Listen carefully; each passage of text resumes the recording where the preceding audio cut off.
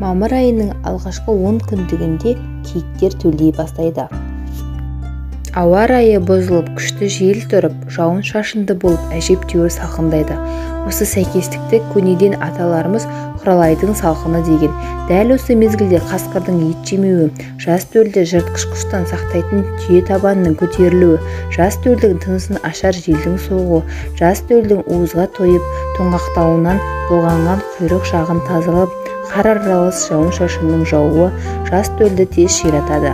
Бір ерекшелігі, киік қанша көп болса да олар 2-3 күн ішінде түгелдей төлдеп үлгереді екен.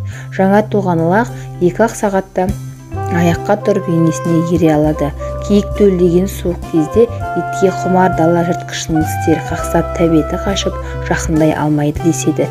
Тек құралай аяғына тұрып енесіне еріп жүре алатын шақта ғана жыртқыш аңдардың тәбеті қайта оралады екен.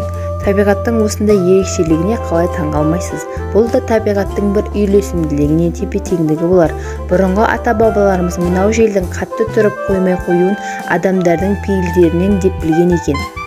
Соған орай пейілімізді ағартайық, ағайынмен тату болып, балаларды қуантайық деген мақсатта желді күні жеті құрт, жер түбіне желді құрт деп құрт істейтін әйелдер жеті құртын көшедегі балаларға таратып берген екен.